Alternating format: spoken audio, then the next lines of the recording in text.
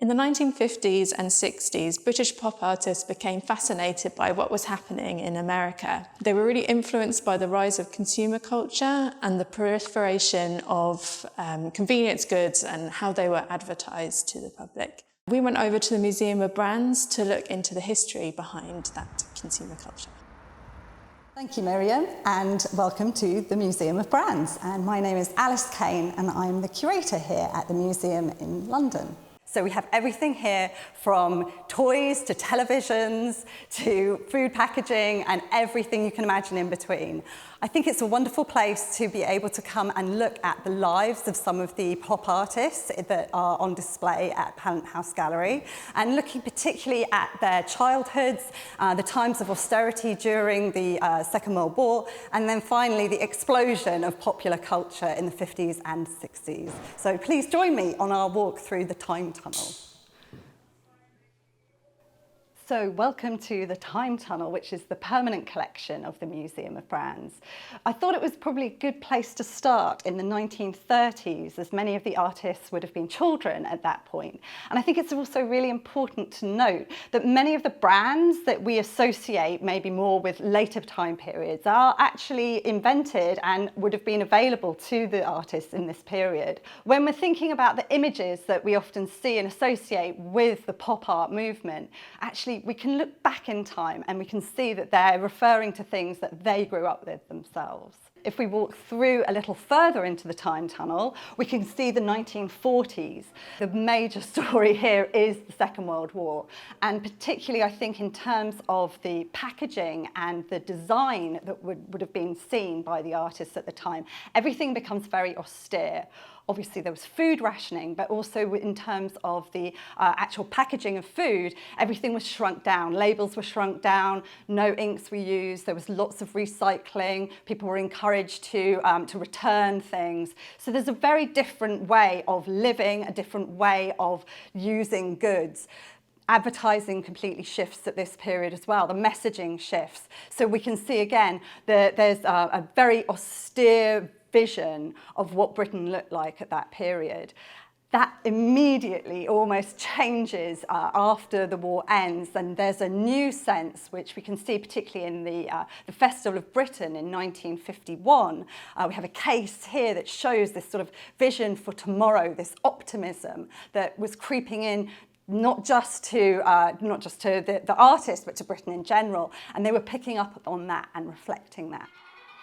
So into the early 1950s and 60s, we see an explosion of colour and design, and we see for the first time real mass marketing on a global scale. So we see here we've got a lot of different advertisements. The images are really bold, really clear, and then we also have a lot of different foodstuffs.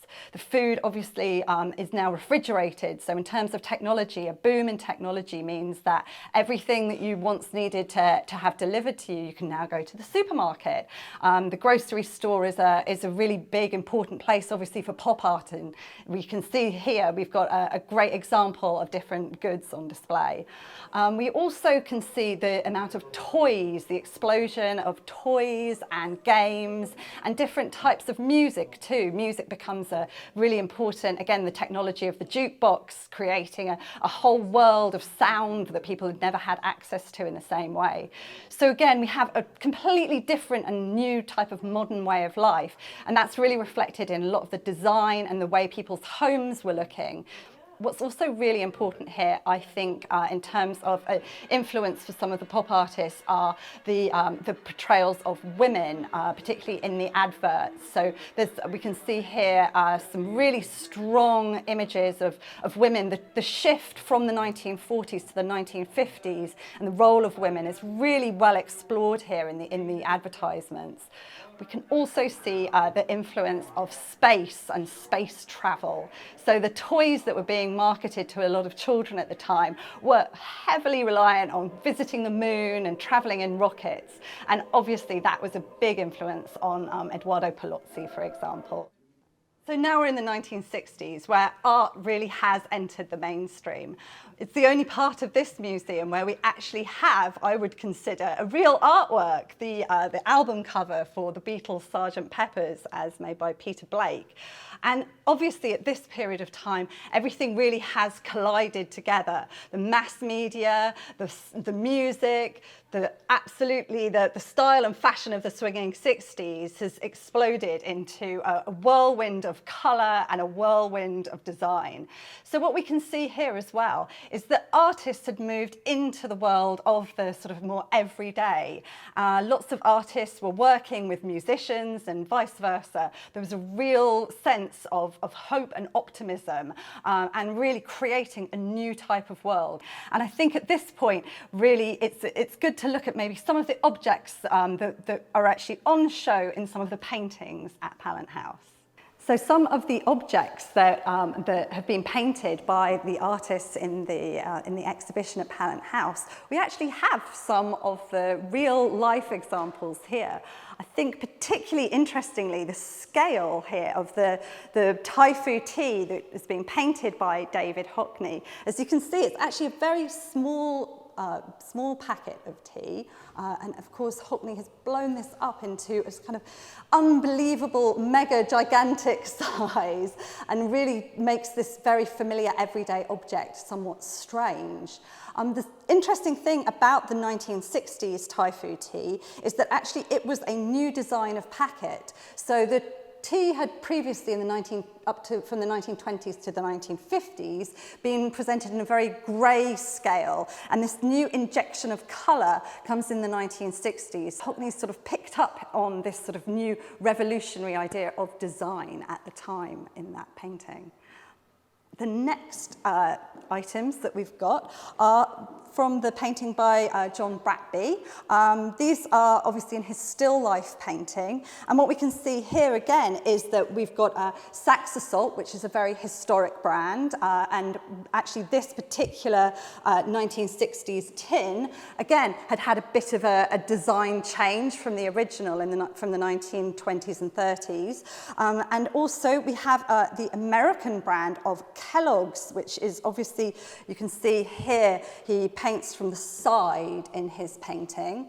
And again, this use of kind of everyday objects in still life is maybe something that we sort of first encounter with the Cubists when they put newspapers into their artworks. And we can see here this sort of like making the everyday suddenly elevated and turning mass production into something which is fine art, which is a really new and original concept.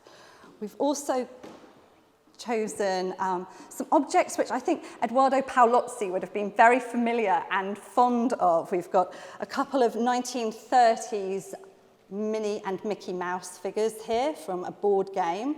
We've also got from the 1960s a robotic toy of a UFO, which actually would have had batteries. Again, a very kind of like new invention to have a moving light up toy. Again, the technology being used here is very different, and Paolozzi is all about the innovation and of inventions at the time. We've also got a really lovely example of a scrapbook. Now, this was a donation made to the museum. It had been created by her aunt when she was a little girl, and she's treasured it ever since. It's a scrapbook of everyday products, really, and I think it's really interesting to note that scrapbooking had been such a popular hobby at the time, and it was a very everyday practice. What Paolozzi and Richard Hamilton did in their artworks was really change this idea of what a scrapbooked item could be, really in a kind of like surrealist or Dadaist frame. And we can see here a lot of the things that were scrapbooked in here are actually things that Paolozzi would have been very used to scrapbooking or turning into collage himself. So we've got Coca-Cola bottles here, washing products, and lots of sweets. I do hope that you'll come and see the exhibition at Pallant House and see how many of these items that you can spot in the paintings there. But also, if you come to the Museum of Brands here in London, how many of these objects would you choose in a still life? And see if you can come and get inspired. We've got about 12,000 things on display here, so we hope to see you soon. Thanks so much.